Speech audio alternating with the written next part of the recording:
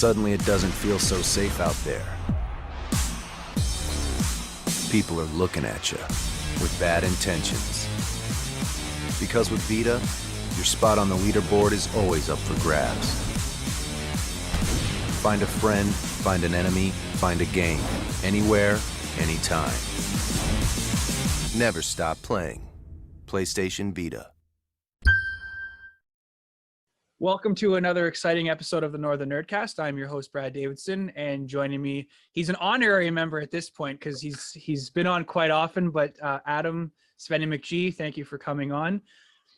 Thanks again for having me. Yeah, no problem. Just a couple things. You can find myself on Discord at the Northern Nerdcast.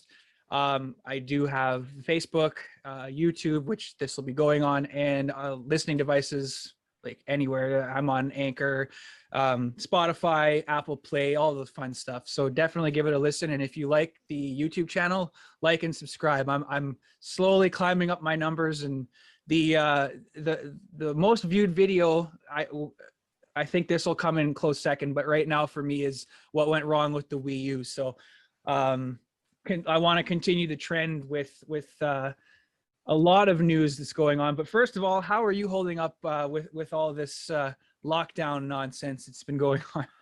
It's crazy. I mean, right now, like the fact that they're putting in basically like almost a martial law, and they can just stop you wherever. And That's changing. That's changing. Well, people are starting to protest. A lot of police forces are starting to say they won't enforce it anyways. I mean, they're not staffed for that. Like, so No. It is what it is. Everybody just do your best. You know, if you choose to get vaccinated, go, wear a mask, be nice to people. I got my first one on Thursday. Excellent. My wife's had hers. People are starting to go through, and again, just be nice to each other. It's tough times for everybody. People are stressed out, and understandably so. We've been at this for over a year, but stay home, play a video game. Yeah, exactly. Or listen to a podcast. That's right. That's right. One you didn't mention, I usually listen to this podcast is on Google Podcasts. Oh, there you go. Yeah, awesome. So Adam, what the frig is Sony doing, man? Like, they're in the news, and it's nothing positive lately. Like, everything is just from the shortage of the PS5. Mind you, there's a shortage on Xboxes right now as well. But with the most recent news, like Drew and I covered this last Friday, 2 Fridays ago, about this topic, but it's just everybody's been talking about it, and that is PS3, PSP, and the PS Vita stores come July something, probably I think mid-July. They're no more, and that is not good for a lot of reasons. One, I'm not a digital person, so I know there's going to be physical copies of games out there, but where I'm not as bummed about the PS3 and the PSP, I'm more gutted about the Vita, and the only reason is you can still find PS3 games and PSP games which are older than the Vita for relatively cheap, but the Vita, ever since the Vita itself was discontinued, like you've seen at expos, whether or not you're looking for Vita stuff, that is expensive. Like even like cheap lower end games, $40-50. And with the announcement of the stores shutting down, there's over 2,000 games on the Vita that are digital only. So if you don't own those, Sony has dropped the ball where they're not even preserving them. They like, whereas Nintendo did the right thing, like they opened up their online store and they've got NES stuff on there, like not a lot, but Sony just seems like, screw it, let's move on to the next project. And there's just so much backlash. So I know you're not really like a handheld for Sony. I don't like, I mean, obviously you've dabbled in Game Gear and all that stuff, but like, what are your thoughts on, and not just that we don't even have to just keep going on about Vita, but the PS3 and PSP stores too. Like, what's your take?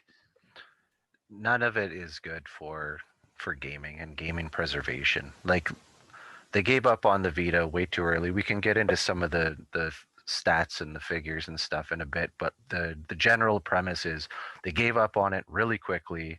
It's been discontinued since 2019. Limited run basically kept it alive, kept Yep. a good shot in the arm for the last couple years, but they basically stopped building the cartridges now, Mhm. and there's no more digital games coming across.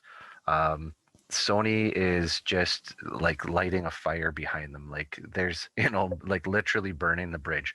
Mhm. Some companies, again, I got specific examples, found out when we found out. Yep. That's not right. They're in development on games and they've Yep. ceased production Absolutely. on some because they just said like, what's the point? I can't get Mm. this out on time, and if I do, people are going to have like 1 month to make the purchase. So Yeah. it's absolutely crazy what they're doing here and the way they went ahead and did it.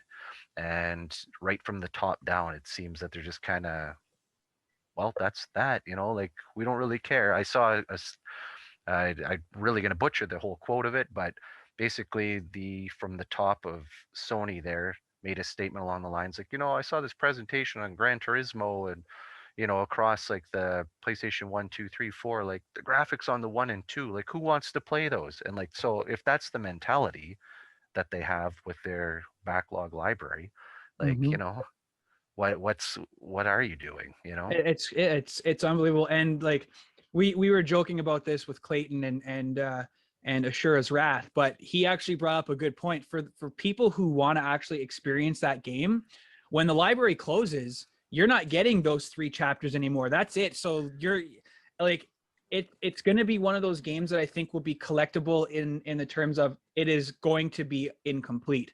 Yes. And I mean, now what, to Sony's credit, small amount of credit, they said that any game that you had already purchased digitally, you can re-download at any time. But we'll get into something that you had mentioned in a little bit that I had no idea about. But I mean that's okay. But I'm a diehard Sony fan. And I remember when, like, this going back a long time ago, because Blockbuster was still selling, they rented games, but they were selling systems, and they had a whole kiosk for the PSP. And the guy, one of the guys there had already predicted the downfall. He's like, this isn't going to work. And I'm thinking, like, I'm 15, 16, like, what do you know? Like, you only work in a rental industry. But I mean, he hit it right on the head. Like, Sony got into the handheld per se. I don't know if you ever remember, it was called Pocket Station, and there was only one game that it worked with, which was Final Fantasy VIII, and it was Japan only. Right. So that was like their first foray into handheld. Again, you can only get it like in Japan, and if you get it imported, then it was never translated. But Is that the so one that that looked like almost like it an almost looked egg, like a like a yeah, like shaped like that. It was almost like Tamagotchi. a yeah, like a VMU almost Yeah, type of thing. yeah, exactly. And again, it only worked with Final Fantasy VIII. Actually, sorry, and I think a Chocobo game, because Chocobo was the character that you were. That's right. That's why I heard about it. Yeah, you can play like a Yeah, chocobo mini on it. Yes. but yeah, so this guy at Blockbuster, he's like, Sony doesn't even throw any support behind their systems. And like, now that you look at it, even the PSP, there was hardly any first party games. The Vita, they released a couple. Like, even Uncharted wasn't a first party. It was done, I think it was done by Ben Studios. Oh Like, well. I'll have to check that like when I don't want to turn off from the camera too much, but I'm pretty sure it wasn't done by Naughty Dog. I think, well, no. Oh geez, who did Uncharted? It was, anyways, it was a first party studio, but they didn't support it at all. And then when they announced the Vita, like, I was excited. Oh, they're like, look at this thing. It's like a portable PS3. Couple first party games came out, and then Sony's support behind it was done. Other than the fact that they released, I want to say, 8 different color schemes, kind of like what Nintendo did with all the fantastic colors. Right. But that was pretty much it. And it's just, it dwindled, and then they discontinued it, but they kept I remember reading it. I got an email from Sony, I want to say about a year and a bit ago, where they had originally said that they were closing the store 2 years ago, and it never happened. so that maybe there was enough backlash. I honestly, I'm going to go after the podcast is done. I'm going to go on change.org, see if there's a petition, because there's a petition. They're at almost 40,000 signatures right now for a Days Gone 2 sequel. Oh well. So, but it's just really disheartening to see. Again, not so much for me personally for the PS3 and the PSP, but it was just the Vita was, to me, it was an RPG powerhouse. And like I had a much bigger collection before, but I ended up selling a lot at the expos. Totally regretting it now, but yeah, it's a sad thing to see. And again, this for whatever reason, Sony just feels like, you know what, whatever. We're not in the business to preserve games. And you know what, I can see it, because if that's not part of their business model, then what, like, it's not like we can do anything. They've already made up their minds. But it's just, it goes to show that Sony doesn't really seem to care about the older stuff. Yeah, no, I would tend to agree. I mean, you know what? Let's put it in perspective. Like, look at the PlayStation Classic. Like, they didn't even build their own emulation from the ground up there. Like, they went ahead and took something from the internet, slapped it in this little box, and they didn't give you even the controller that had the analog sticks. They gave you the original, and some games on there, you're going to want the analog sticks. Yeah. So, Absolutely. I don't know. It was just weird decisions. Like, and one other thing, and actually I didn't have this in my little show notes here, but you kind of triggered it when you were talking about the launch of it. Was it didn't even have a hot start simply because when it came out, it never got to that remote play on the PS3 that it was supposed to tout. And there was actually a class action suit, and if you could prove you had purchased it for those intents, etc., within that time, you're able to get like a small $10 settlement or something like that. But they did actually lose that in court because they never actually produced it the way they said they would initially. Now, I mean, and now you can do it on PS4. Yes, and they do not have that, and no intent, obviously, to do that with the PS5. No, obviously, aging hardware, etc. But it does work with the PS4, and again, with your Wi-Fi speeds, whatever, it can be relatively effective. But it's like that was just one of the things that came out from the beginning and kind of faltered it. Like when it released in Japan 2011 and then came here North America 2012, it actually outsold the PlayStation 4 in 2015. Believe it or not. Like, so it actually, it had some clout, and then it started to just kind of fizzle. They discontinued it in 2019, as we said before. Cartridges, they had them on deck that they were kind of utilizing, letting limited run use for a couple years, but they just kind of got out of production there. So limited run supported as best as they can. And now, can you imagine what those copies are going to go? Because again, like they wouldn't keep things on open pre-orders the way they're doing with like Switch and stuff. They were just like, we have like 3,000 copies of this game, and then they'd put it out there and go. Now that they pull the games from the digital, just watch in the coming year, those prices on those games just absolutely skyrocket. Absolutely.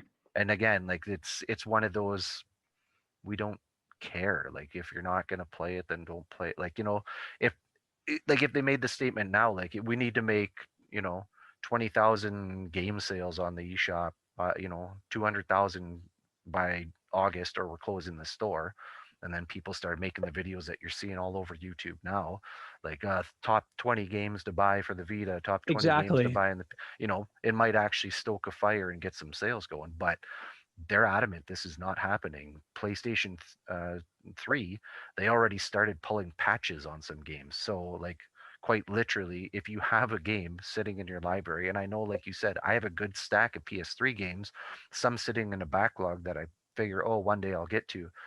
I basically have to start spending parts of my evenings now just firing the discs in, just so I can start loading those patches and downloading them, because they'll never patch after that time.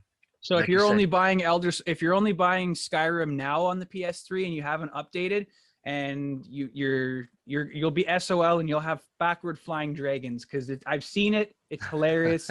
But I find a lot of those open world games, because of the size of them, that they have to patch them quite often. Now, again, Skyrim, GTA, all these games have been around since the PS3. So if you're buying it on the PS3, good luck.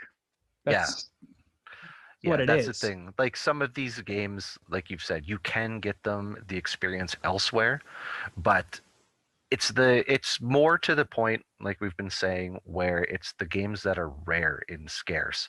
Like anything that made physical, that limited run did, that you cannot now get on the digital store. Look at what happened with like Scott Pilgrim. That disappeared. People went bananas for it.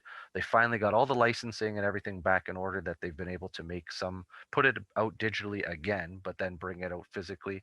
But a lot of these games, let's face it, won't have that same fan base or incentive to bring them forward to the PlayStation 4, etc. And then they're just going to be gone. Now that like the flip side to this, and this actually goes back. I was reading a tweet about Days Gone, but this same thing can be said for the PS stores.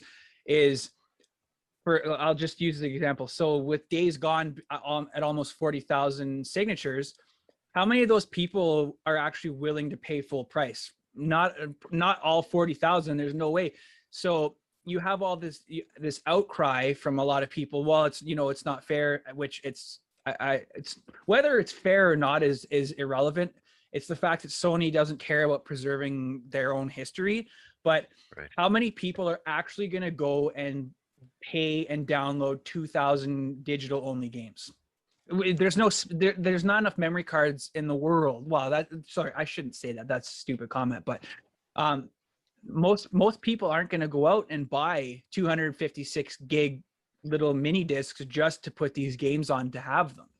So and like maybe that's how Sony sees it, is we have all these games and no one's buying them. So Well, part of what you said there does still strike a truth to it, because you can get like some third party kind of converters, but long and short, remember the Vita used all its own proprietary memory, and that only went up to 64 gigs, and that stuff is ridiculously expensive. You were buying memory cards at basically video game prices.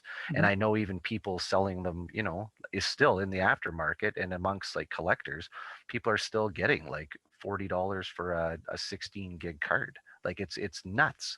You don't see that. No one's selling an SD card for 16 gigs for $40 these days. No. Like, or a thumb drive. Like that stuff's come way down in pricing.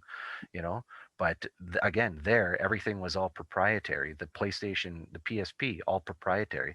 And these were the types of things that people found to be huge hiccups, because again, with the PSP, remember that there is always everything within just out of arm's reach. There is the all digital edition. And when you had to buy, the Go, thank you. And when you had to buy the memory for it, it was just ballooning. Like you were at the point where you were basically buying physical cards. Now, mind you, can put multiple games on it, but it was still silly pricing. Yeah, So exactly. Like to try and get all those games, like basically anybody that wants to get them is now kind of at a king's ransom to try and order those cards, get them in on time, and then download these games, or just pick the top 2 or 3 you want. The other thing is, even though they've made the announcement, basically nothing is on sale right now. No, So exactly. you're paying like full pricing and basically full physical pricing on any of the games on there. So if you want to pick up your Vita games, you could still be talking what, $40 to $60, I'm sure. Yeah. So and they kind of learned from the mistake of the PSP, whereas the PSP's memory card was a magic gate, and you like it was only on the PSP. Like you couldn't put an actual memory card in it unless you got like you had somebody who could do a conversion for you.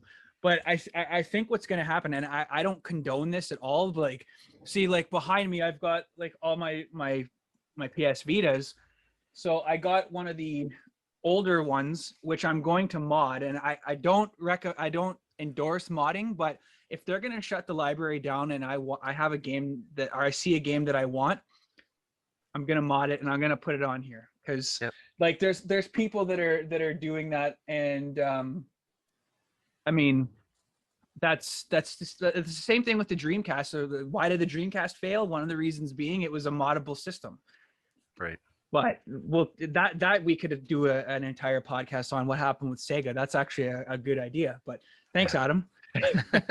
But so it's too bad, and like a lot of the what I've been noticing lately is a lot of Sony's exclusives are now going to Xbox. Like the whole Yakuza series, I have every single game that says only on PlayStation.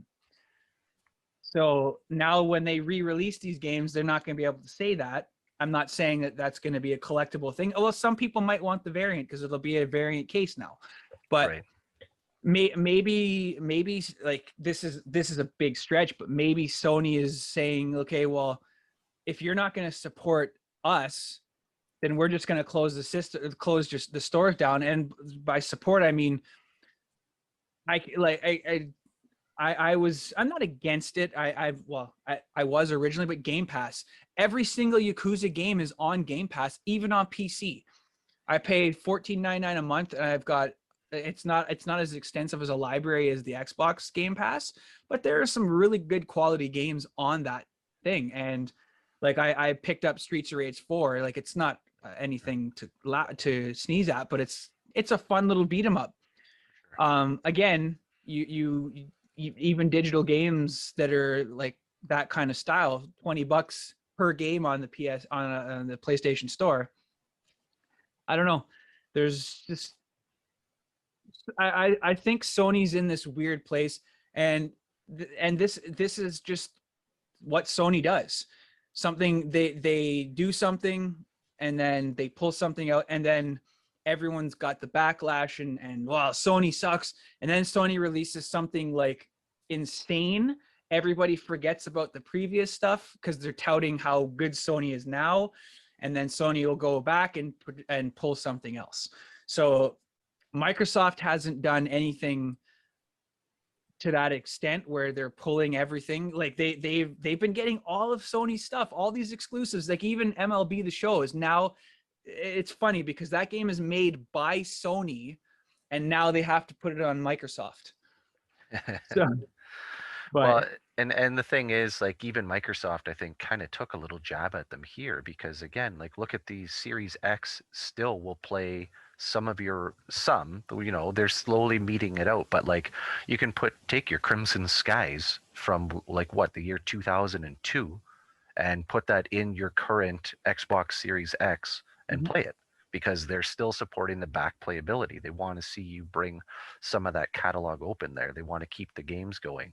And, I saw a video before this, YouTuber Adam Korlick, and he, this isn't the first. Like Nintendo Wii closed down their store in 2019. Original Xbox, you can't go on Xbox Live. Like we've seen these stores and these things start to slowly break down over years. The Ouya, there's nothing live there anymore. Like it was an just online. don't even mention that system. That's not even a system, but hey, teach their own. Micro console. Yeah, Look at Stadia. Like yeah. nobody really knows what's happening with that. I mean, I could probably get Drew on a future show and talk about Stadia because he backed that, and like he still, it's a great concept, and you just plug and play. Like it's Yes. basically a plug and play. And like I've been reading a lot of what you've been saying on Discord about Sony now getting into mobile, which I think it's a little late. Yes. But I mean, they have to somehow counteract Game Pass. Game Pass right now is unstoppable, and this is coming from a diehard Sony guy. I have the PS PlayStation Now. It doesn't compare to the Game Pass. Yeah, And I mean, like, to be clear with everybody listening or watching, like, yes, we're not coming on here to beat up on any one system. We don't come on here and beat up like Nintendo when we talk about the Wii U and how it didn't work out. Here we're not talking about Sony because we don't like your whole background is Sony from top to bottom, exactly. and we've come on here and ripped on the naming conventions of Xbox like many times here, but there are some things that they're all doing right and some that they're kind of faltering at, and that's what we're Absolutely. getting at. And Yep. with this one here, this seems to be a biggie. So um yeah, physical cartridges, again, we were saying canceled in 2018. The system itself, the discontinued 2019. The store closing for the Vita specific is actually in August. It's August Okay. 27th. The PSP and the PS3 will close in July. So two of the three will go down. Vita, for some reason, you get that month extension. And very well, it could be because, again, some people were still developing for it. One title I saw here, I'm not sure the initial pronunciation here, Hybroxia 2. It released February of 2021, and they were unaware that the Mhm. storefront was going down, and they actually had another game to be released, and they just basically said, okay, Hybroxia 2, that is our last. It's a shooter, and they just said, forget it, we're not working on the other one Yeah. for this console. Now, again, with game preservation, Hybroxia 2 did come out on the PS4, the Xbox One, the Nintendo Switch, and that's where people are making the really big push here. The Vita was really touted for, although again, Sony didn't super support it. They didn't put a lot of their first party stuff on there. They got a couple people dabbling into it. It was huge as an indie machine, and that's Yep. where you found a lot of great games, and even like Spunky, all these things were really being, pushed on the machine. You're really seeing a great movement of that stuff coming over to the Switch, and even Yep. on the Switch, you can see those games. They play in handheld mode. You don't have back touch screen, but you still have a front touch screen if necessary. So, and again, even with the Switch Lite, of course. So it's that's where the people are seeing the disconnect here and saying, like, it's not all, doom and gloom, but there are going to be titles that are going to get definitely caught up in this and lost to time. So Yeah. um like I said, they figure that there's probably 15 to 16 million units out there. Yeah. Oh, So and it's funny because like in Europe and all the like Europe, Japan, obviously in Japan they like the fans that they have there are not like what we have here. Like they they have people that will go and wait for a release even on a Vita. Like here you've got like if it's a AAA title that is going to be a monster hit. Like I again going back to PS3 when Skyrim came out, I remember this was an EB in Sudbury, was at the other end of the mall, and it was this tiny little like almost not kiosk, but it was just this tiny store, and there was a lineup in and around the mall, like a food court. Everybody was waiting to get Skyrim. I had pre-ordered my copy, so I got a call. They had it aside for me. I went and picked it up and walked out. But I mean, like you've got games that we'll never see here because the translation, like it's just too much to translate. I say that because like the series here, the Trails series, has very few just dialogue only. It's almost entirely voiced. okay, So you have to figure there's at least 4 million, 5 million, 6 million character or what's the word, like characters that they have to translate, like words. right, And like each game takes years because it's like when you're doing a literal translation from even French to English. Like there's a lot of stuff that gets lost in translation, for sure. and like they do take a long time. But I don't, the support by fans, obviously they like a lot of people love it. Like I have a friend who went to Japan a couple of years ago, and he said there was one store. All it was a video game store, and all it was wall to wall Vita stuff, systems, games, Wow. accessories that we can't get here. And he's like, well, is there anything you want? And so he took pictures. Most of them don't even work on North American stuff. Like a lot of what Sony did right, and well, every system now is region free, and Right. region free started at the end of PS3. So, but there was a lot of stuff that you couldn't like. There's no point in having it on my shelf because I want to be able to use it. Like 90% of the stuff I have, I've played. Right. But it's just I see North America is more of a like for handheld, it's either mobile or a Nintendo product. Because even Game Gear fizzled out. Mind you, Game Gear was like 12 batteries in one little handheld thing, and they didn't last long. That's right. They burned So fast. And I mean, we did have the Atari Lynx, you know what I mean? Like just things like that. They come, they go. And we had our everybody had a Tiger handheld of some sort for a little bit. But Nintendo with the Game Boy just built something that people liked and bought mhm. into and went. I mean, I even have a Microvision, which was like the first swappable handheld uh, system for Milton Bradley. But Nintendo, when they built that, what they built the Game Boy, even though it was still in its, you know, 4 tones of green, it they just built it and they built it right. They built fun games and people bought into the brand. So then as you continued on, of course, with the color and the advance and then of going into the DS and you know, they've always had a little bit of a hiccup start, but then once it takes off, it goes. And the DS is still, Yeah. you know, one of the all-time selling consoles, and you know, it really beat up on the PSP. And then Oh yeah, and when they got the 3DS going, and then of course with the Vita here, but no matter what you have to say about that in the handheld market and competing with mobile or whatever, they still outsold the Wii U, mhm. but with just this handheld system. Like that's bananas when you put it in contrast to that, and yet you cannot find software for it no matter Yeah. where you go. You know, like you said, I've never walked into an EB here in the Sioux and just seen like at any time a flurry of Vita games. I'd Mhm. find just this tiny little packet of them, but you'd always find titles of Wii U, and yet you know the statistics, of course, not that of the 16 million. Let's not say that it was all in North America or whatever, but you know you just never saw the support for it in the same way, is Yeah, what I'm saying. And absolutely. seeing the digital store go, like you won't now. You know, like it's going to be gone. I have one or two, and the I have a handful of titles for it. On my channel, I did a couple videos on the different ergonomic grips you can get for them, things like that. But like you said, there's not a whole flurry of separate, you know, peripherals and stuff like that in that sense. Yeah.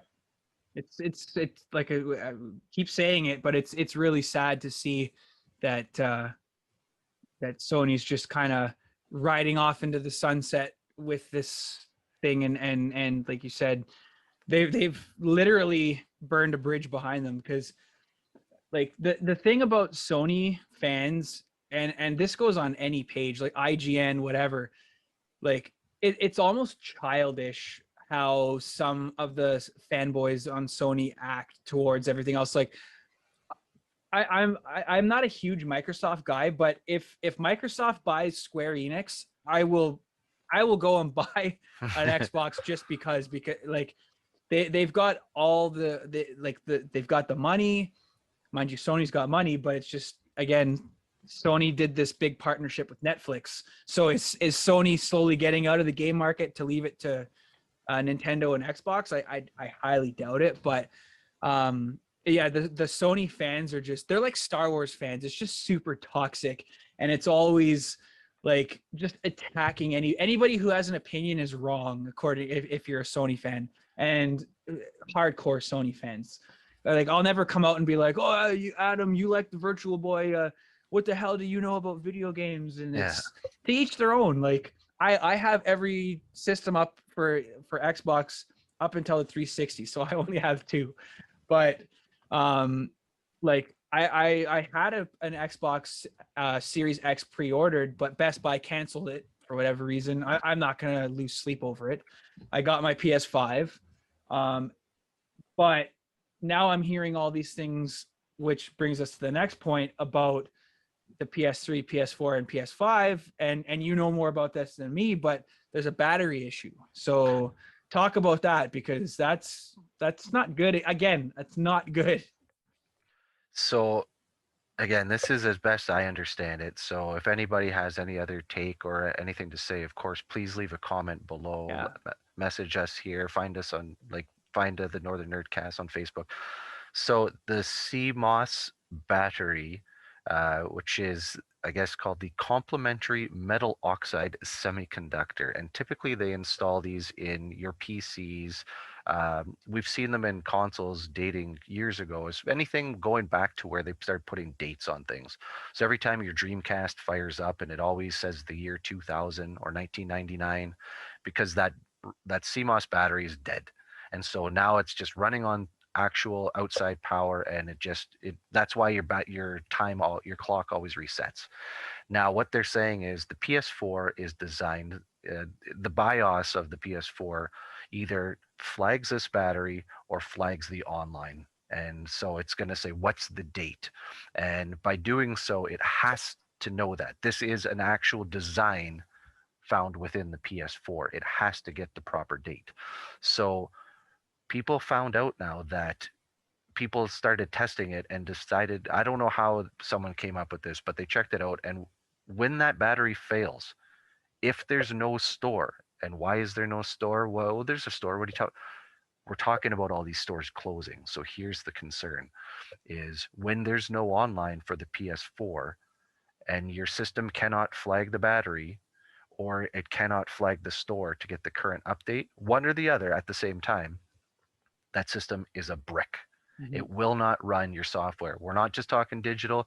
We're talking all the discs you have currently sitting in your PS4 library will not work. So who cares? You can play them on your PS5. Again, this is where, like you said, it's kind of that like I've seen, the really intense fanboys staying up, like really sticking up for it. And it's like, no, that still sucks. Like, It does, like absolutely. what do you mean? So then people are gonna like, well, who cares? Then the modders, the hacking community will get to it. Like, why? Why do I have to rely on putting in Somebody a else. yeah putting in a thumb drive and not uploading custom firmware and all this stuff, or playing all my PS4 games on a newer console or a different console in order to play them? Like, Yeah. fine, then why do I play any of these PS4 games? Anything I can play on an Xbox or a Nintendo Switch, why don't I just play them there then? Like, what if that's the argument you're going to make? Why stop there? And So it's yeah, and it's funny that you mentioned that because I'll throw props or not props, but I'll throw a mention out to the food who's been on both my Discord and Inside the Games Discord. He made a good point where he said like, is anybody willing to wait on a $5 battery, because these batteries aren't expensive.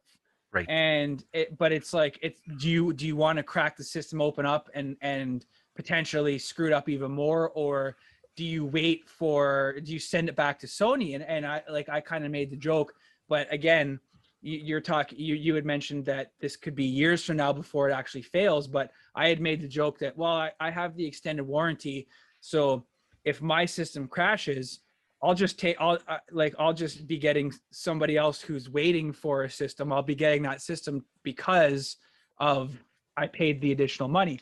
But you only pay whatever it is, $75, and it's only a year. So I have until November 2021 if something happens to get a new system, because EB and Best Buy and all these stores, they're only doing the 1 year warranty that you pay for. So but yeah, it's just, and I don't know enough about systems to crack one open and be like, oh yeah, it's that right there. Like, I know how to do that.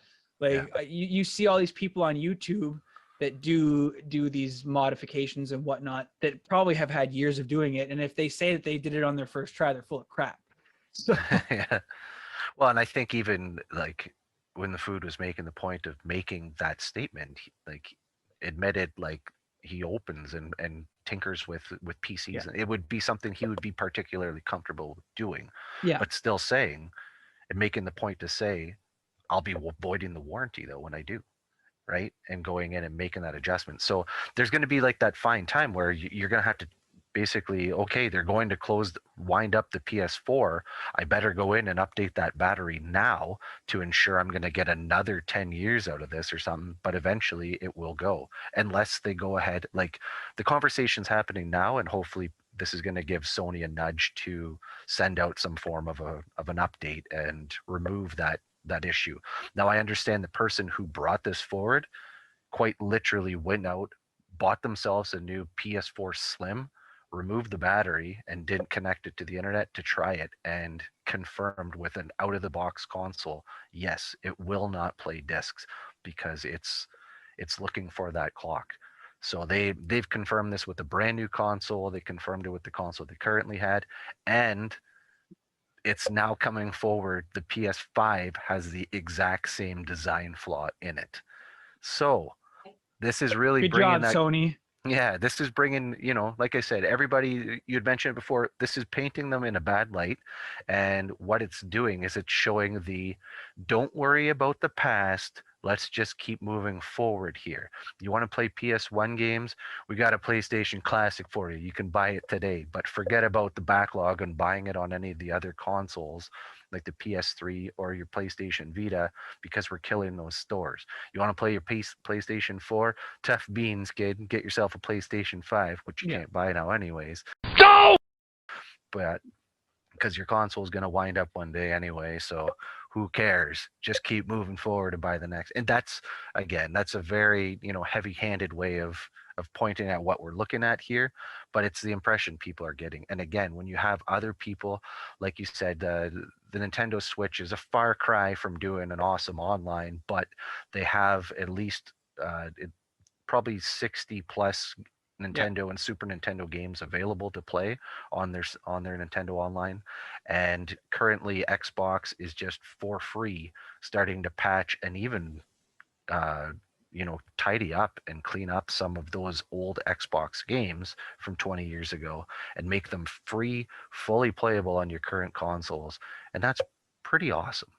Like that's cool to see. So it's getting crazy.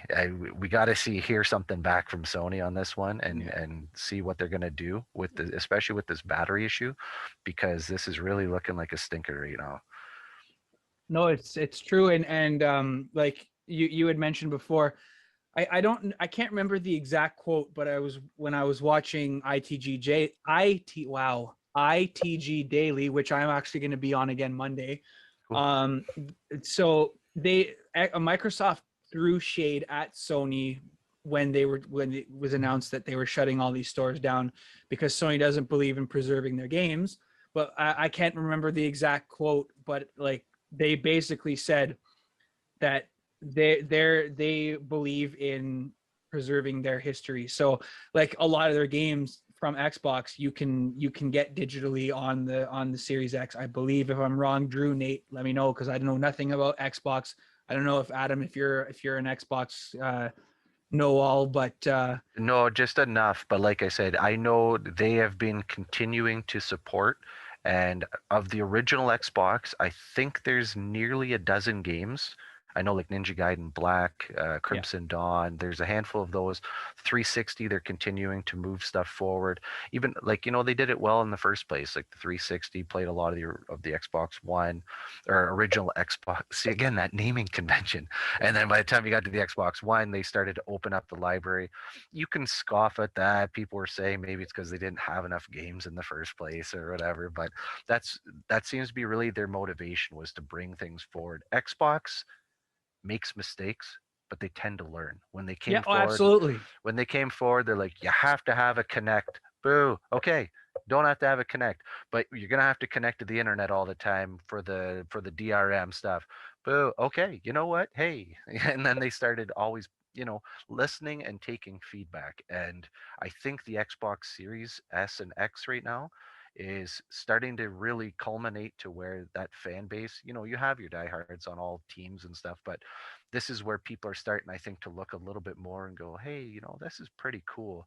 One of the features on the new Xbox where you can actually pause a game, open another one, and it's just like playing like a Netflix movie and just pause there and moving on to the next.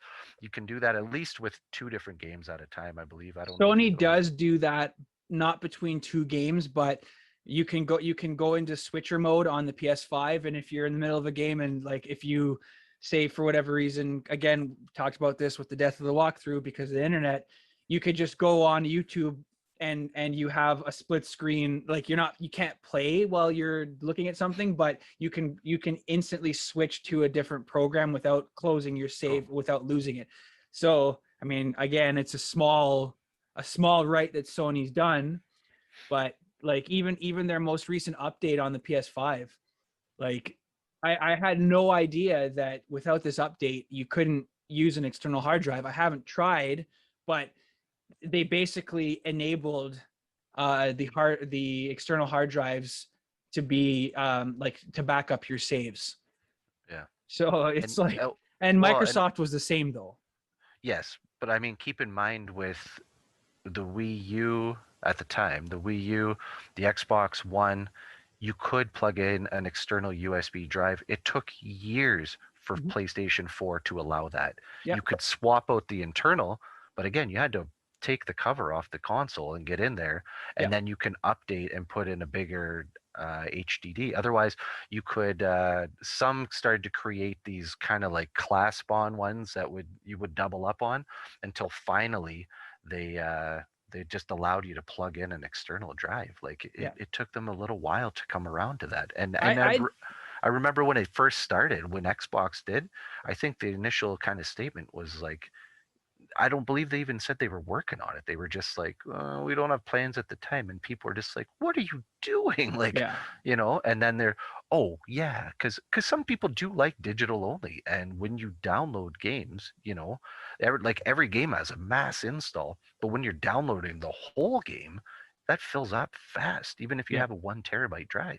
Well, and a 1 terabyte drive these days, like that, and that was the one thing that that we had talked about on Discord was 1 terabyte on like that's like getting a PS3 with 256 gigs now. Like that does Yeah. nothing. Like my I have to like on my PS5.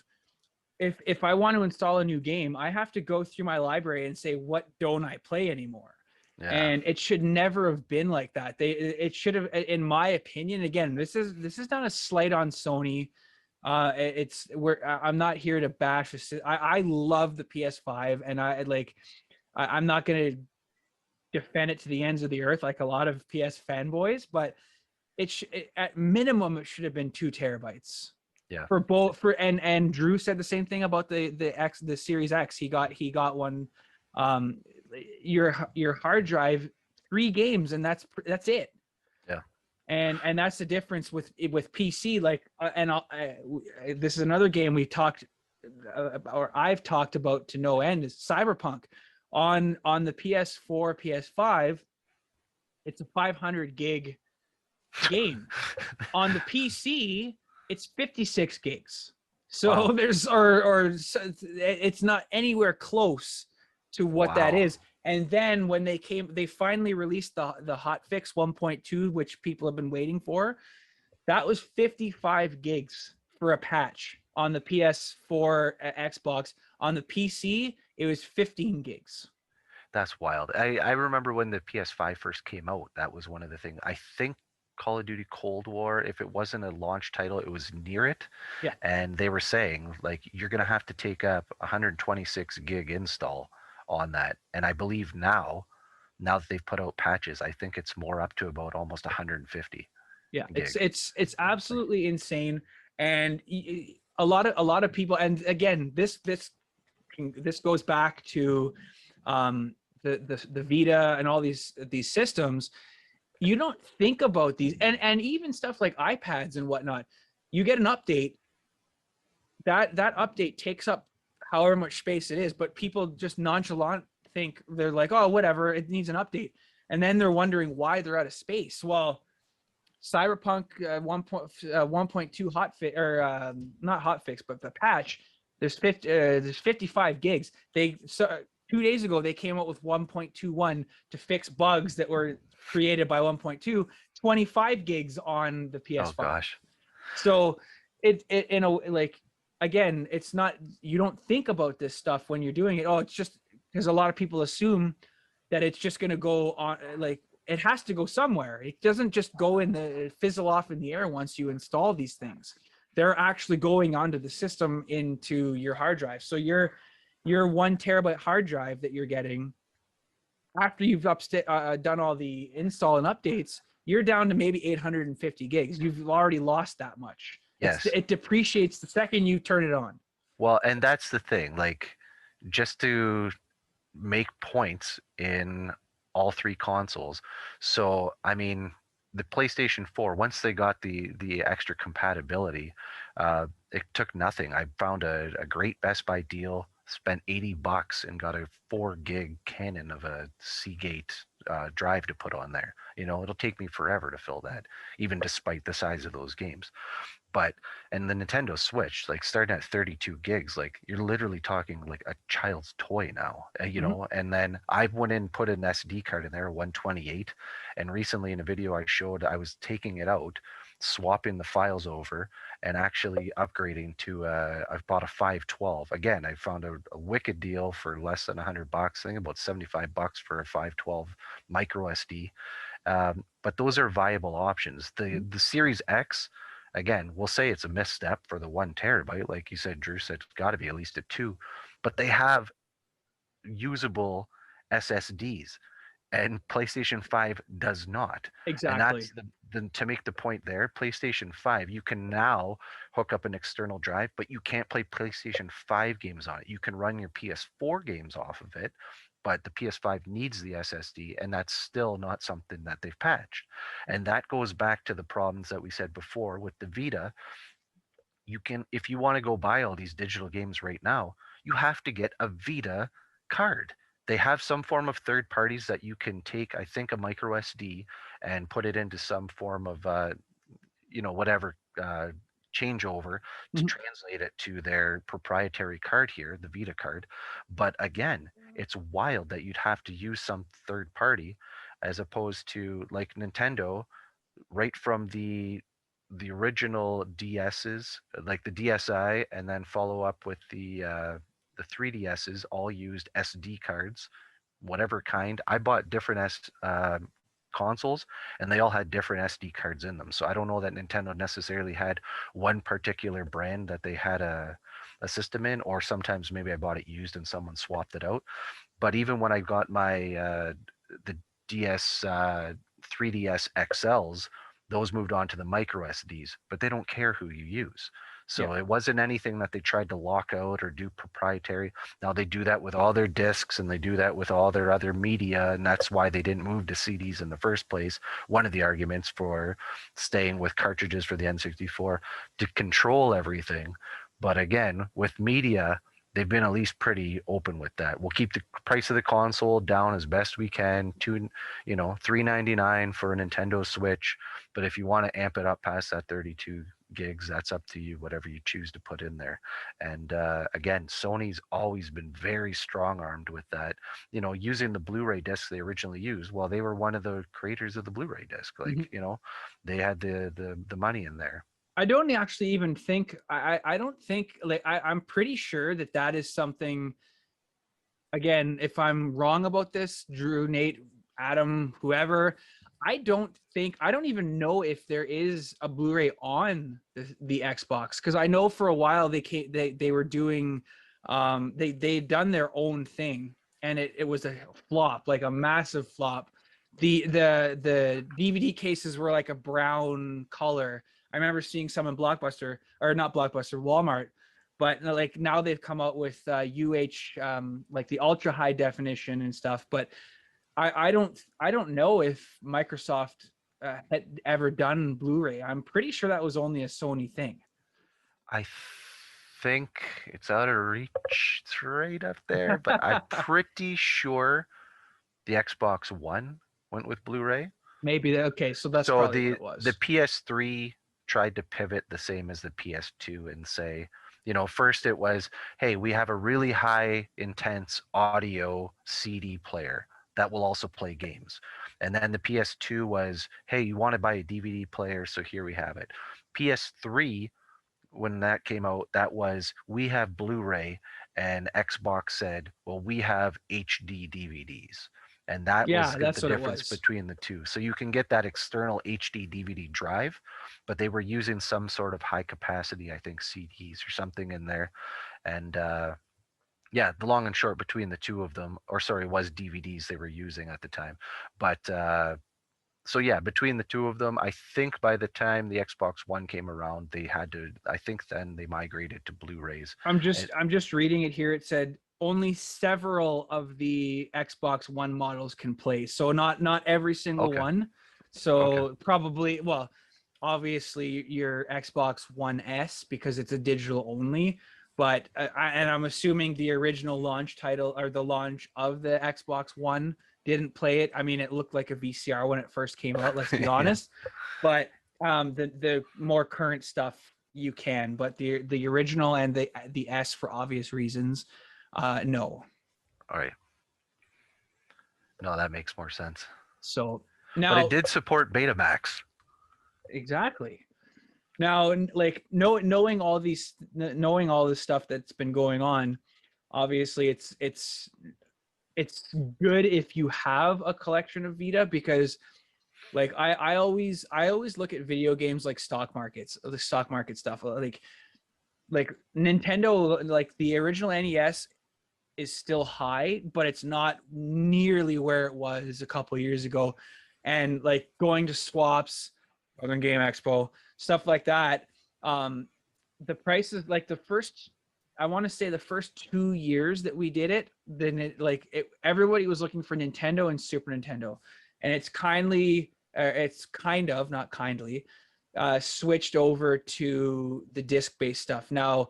PS2, GameCube is huge right now in Yeah. collectability, but um, like, but for whatever reason, the Vita itself, at no given time was it ever good to start collecting unless you already owned them.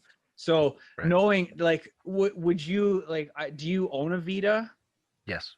Okay, so like this would be something, and again, I'm throwing this out there, but for somebody like World Peace or who's not into gaming, like if you didn't own a Vita, knowing that in 3 months you're not going to have access to any digital, it's super hard to find any games for.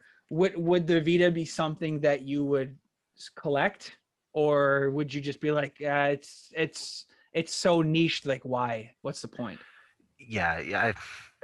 I mean, obviously, like here we're kind of a group of collectors here. Like Yeah. myself, like I don't go around. It's few and far between. I think I only got my second Virtual Boy game at one of your shows, and I think I actually got it from Russ. And you know what I mean? Like those types of things we don't see often, but I would still get in on it. But again, you know, even when I first bought one, I think I went around to yard sales. I actually knew the guy having one at the time. We talked for a little bit, and he said, "Yeah, I'm getting this thing off. You know, I'll actually knock a couple bucks off for you."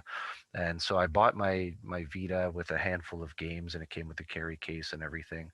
And I still haven't put a lot of time into it. Now I'm gonna have to start firing it up and getting those patches in and things like that.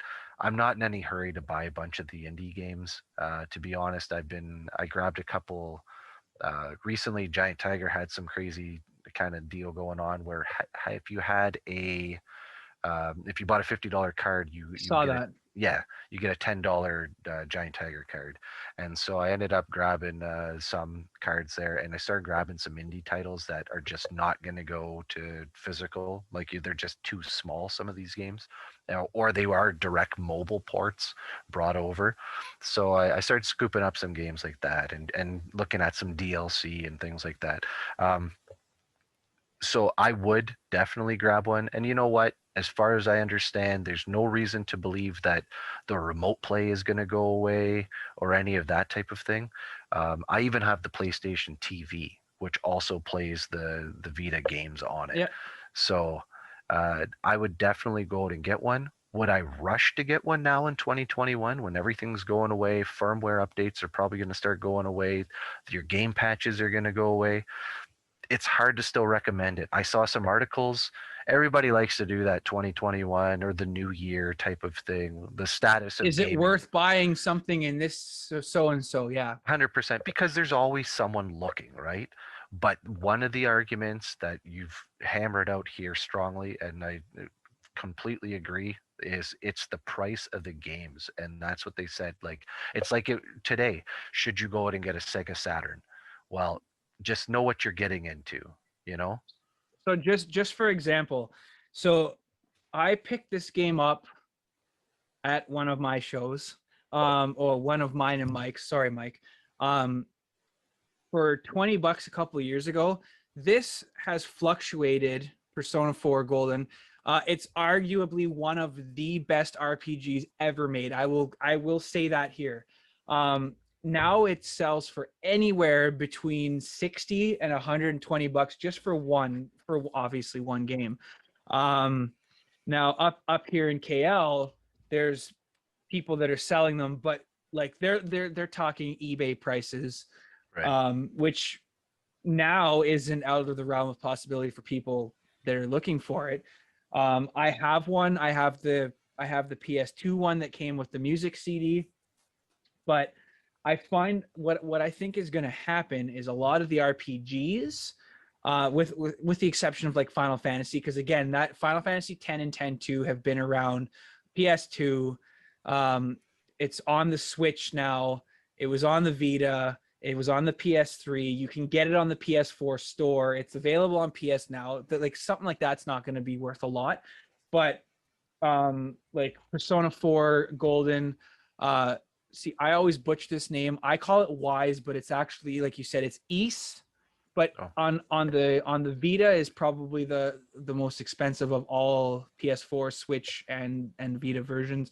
Shovel Knight, which I have here, I got from Chad, sealed, and it's not graded. It's one of the only games I'm actually thinking of grading because it had such a low production for release. But it's crazy to see these games that are available massively on the Switch. The Switch just seems to have picked up all of these PlayStation titles because it's not an exclusive to Sony, and running with it like the Shining Force series and stuff like that was Sega. But it just seems like Nintendo now is the go-to for a lot of a lot of RPGs that you can get on the Vita. So it's all it's not all bad in the sense, like, yeah, they're closing the store, but I can get a lot of the RPGs I'm after on the Switch.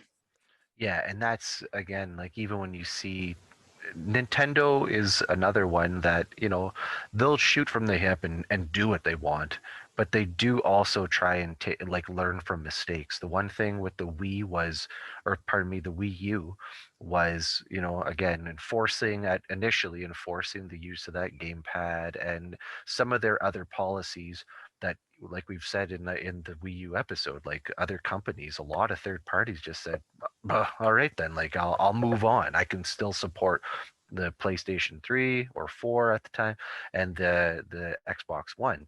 And so then eventually it was just like, well, where's the games, right? Mhm. And that was always the thing. Like, at least we don't, I have the other consoles because I can play games. Like, you have nothing there.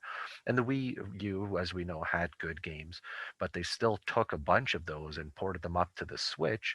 And then with the Switch now, they're taking even PS3 games, Xbox 360 games, and then of course all parties, and they're bringing them all over. And then what they did was really made it a haven for indies. And again, I think all of that is to just really kind of rectify the issue of before and say, like, oh, you think we don't have games? Well, look at our library now. Like now, Yeah, like you said, like you just can't keep up. And the way Limited Run has been just pushing and pushing the Nintendo Switch open absolutely. pre-orders, like their games are flying out there. And of course, even beyond Limited Run, you have like the special reserves and all the other, like, there's so many games circulated out there. It's impossible to keep up with physical collecting for Yeah. this console, for this generation right now.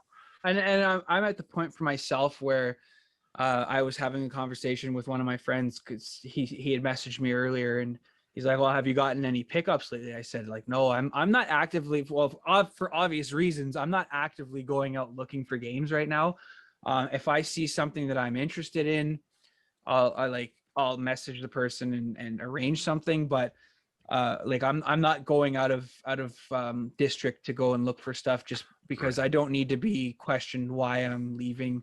That's Yeah. here nor there, but I'm content with what I have, and like I'm not getting into digital. I just I only went digital for a couple things that were only available digital. And then with EV dropping the ball in my Final Fantasy VII by 2 months, I had to get the digital version. So at least my copy is still sealed on the shelf. It's the collector's edition. But yeah, I don't actively go out looking for stuff anymore. For Vita, like if I see something, like I'm kind of looking, not really, but I'm for the Gravity Rush 1, because it's very hard. The remastered, very hard to find on any system right now. And there's certain titles that I will always have in the back of my head, but yeah, I'm not going out of my way to look. I don't need fillers. I'm not looking for a complete PS2 collection like a lot of people are doing. I don't care about the Nintendo 64. Sorry, but that's I have the system, but that's pretty much it. But like, yeah, I'm not actively looking anymore. When I do the shows, I'll go browse table and see, and if there's a game that I don't have, like I know I can talk to Bobby and Robin and all these guys, and they'll throw me a deal. And well, not really Bobby, he's more greasy than anything, but yeah, like it's just We the love you guys. camaraderie. Yeah, I love you, Bobby, but I mean, you got to do better. But it's they're willing to negotiate, whereas like a lot of people assume that what they have is the cream of the creme of the creme, but it's not. So No, that right now is an absolute like just beast for collecting, and it doesn't matter what console. If you have a game or whatever, we've said before, like Wii Sports is now like a $45 game. Like it's you insane. got it for free. Yeah, it was a pack-in, and but again, if you have a Wii, that's what most people remember is supply and command, Ricky. You know, that's just the way it goes, and you know that's what we're looking at in these days. Like I saw a guy on like in the Metal Jesus group, and I actually know the guy here. He's local, so someone had posted something on 3D Heroes for the PS3 and saying, "Hey, this game's really starting to escalate in pricing." And this guy that I know here locally, but was part of this group, commented to say, "Yeah, here someone locally is trying to sell it for $300, and it's true because I've seen it myself in our local, Facebook marketplace.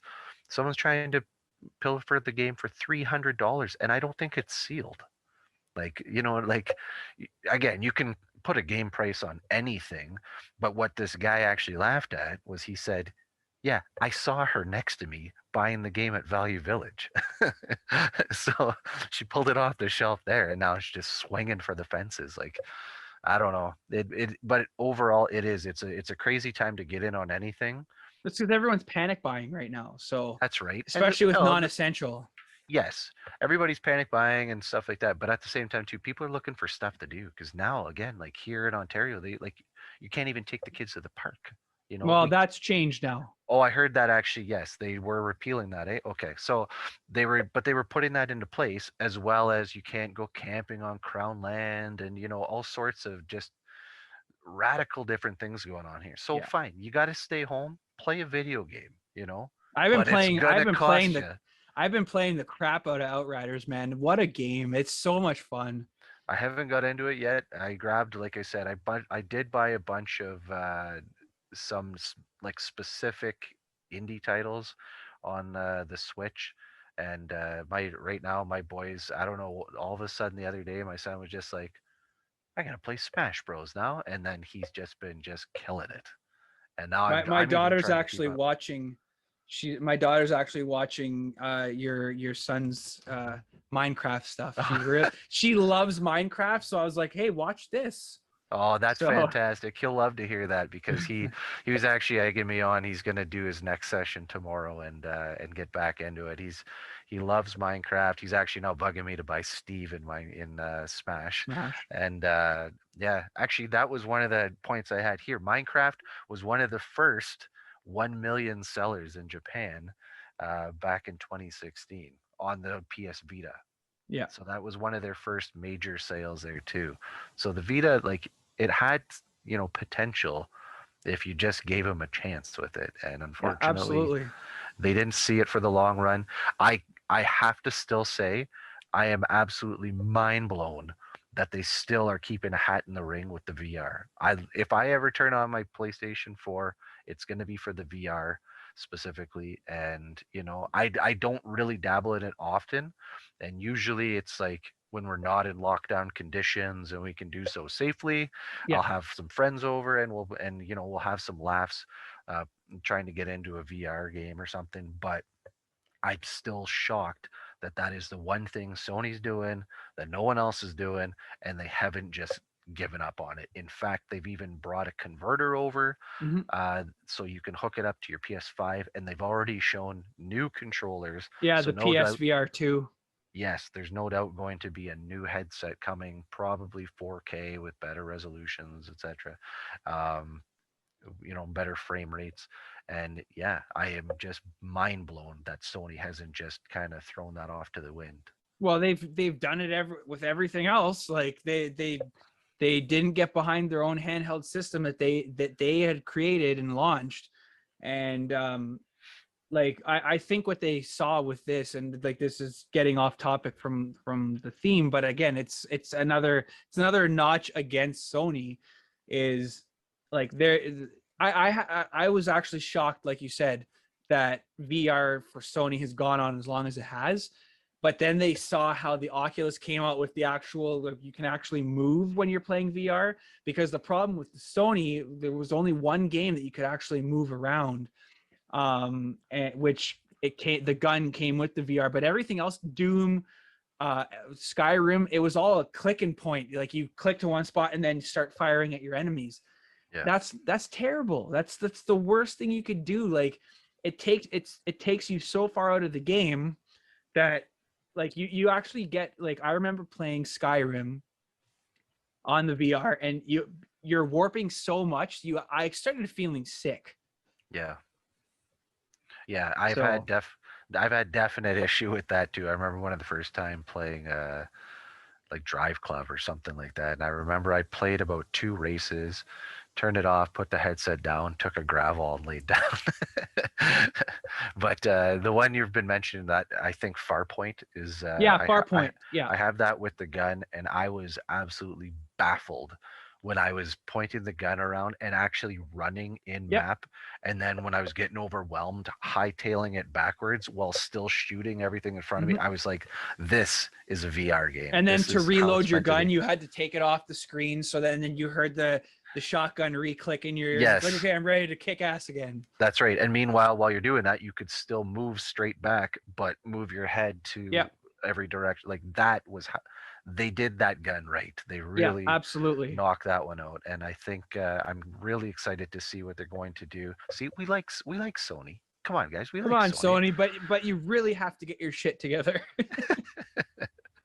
Well, one thing that we talked about with the battery that I just wanted to circle back on, buyers beware right now. If you're going to really double down on your purchases on the PS3, look into it first, please, because they're saying that this battery issue may impact not just your PS3, but your PS3 digital purchases. I've seen that, so take it with a grain of salt. Do your research.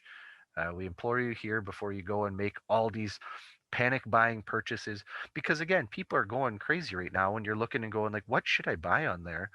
Well, hey, how about the Tron Bond? How about Suikoden 2? Yeah. If you want to play it, now's the time. Grab it for the $5 and keep it on there so that you're not spending $250 to try and play it on the original console. Like these are the purchases that you should maybe be sitting down and really considering doing digitally. But the word is that there may be a battery issue on the PS3 as well. When that goes and there's no online store, your digital games might be in problem. Yeah. So I cannot say yes or no. I've seen that out there. I'm just saying do some research before you do that. With the Vita and the PSP, as many have seen, a lot of us keep them on the shelves, don't pick it up for a long time. The battery dies.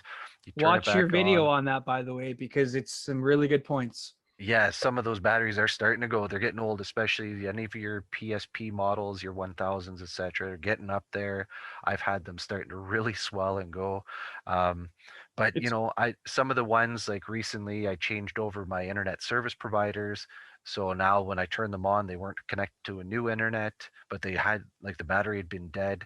Fired them all up. All the games work. All the games play. I don't think it's going to be a handheld specific issue, Mhm. but it sounds like this battery problem is definitely something they need to phase and get together on the And it's actually consoles. funny because, like, in the back of my mind, I always thought, like, at some point, if this, because of the acid from the battery, if it's still connected to, it's just like anything, like flashlights, whatever.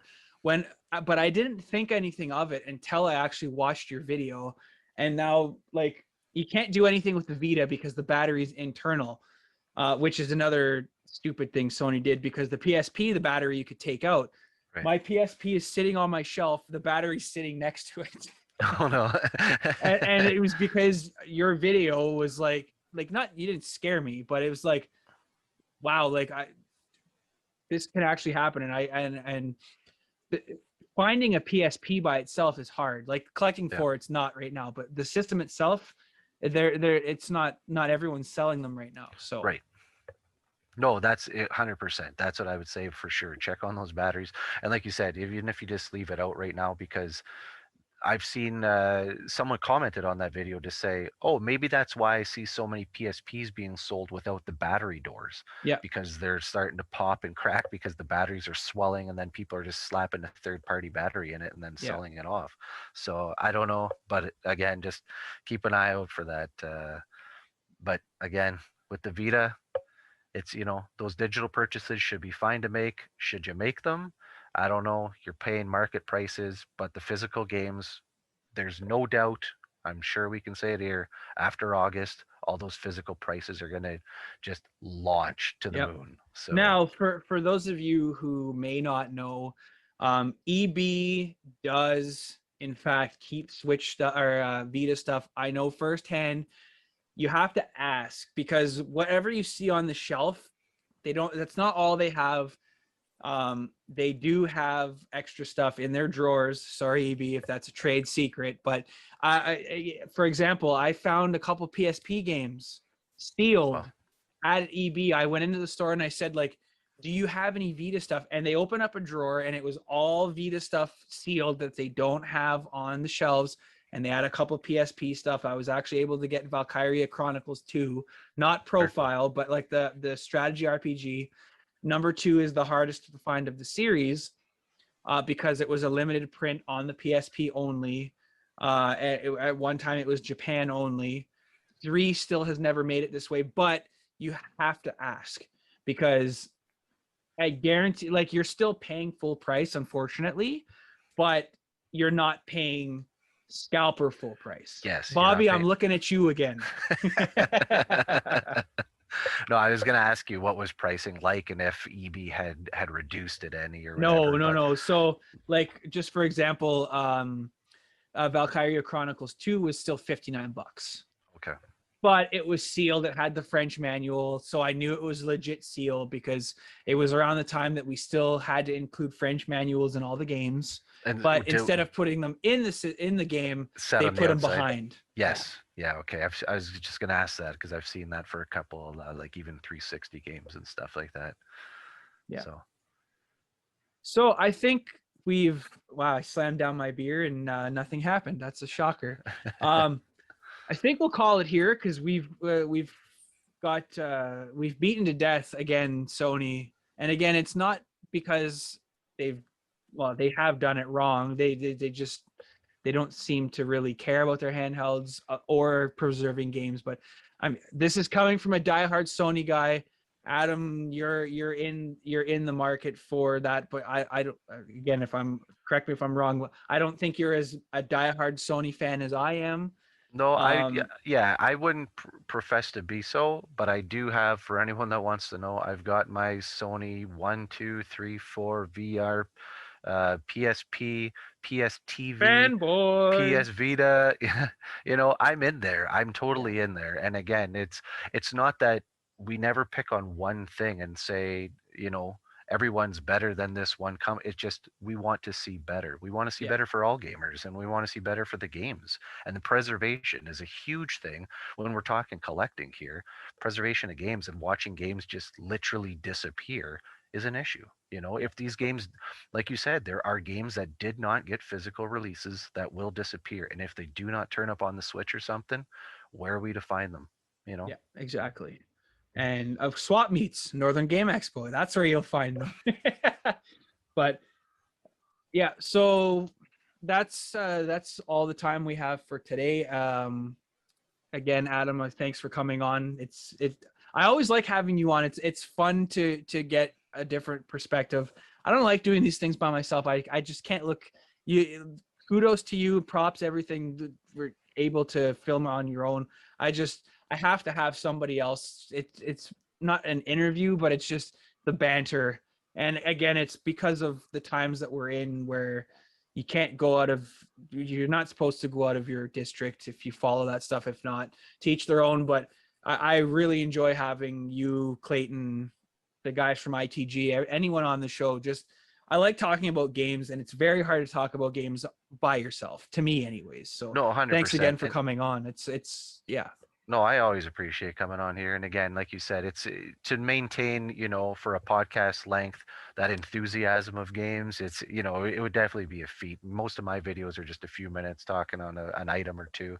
And even then, you know, I try and just get chipper and get going. But, you know, again, I love talking video games, and I really like talking with yourself and with some of the other crew on here as well.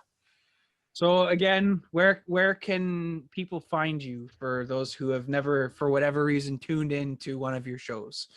You can check me out on youtube.com/SvennyMcG, Svenny McG, Facebook, Twitter, Instagram. On there, I usually try and post, you know, just other generic photos or things that we're playing for the day. And on currently on there, I have a big run of Nintendo 64 items. Brad doesn't like them, but I don't we mind have them, but yeah. no, I 100%. I got a lot of Nintendo 64 on there. Like I said, I did a couple videos on what I believe are some of the better PlayStation Vita ergonomic grips. And again, I've done some on the PSP and some of the things you need to watch out for there as well. So there's lots of different subjects and topics I always like getting into there.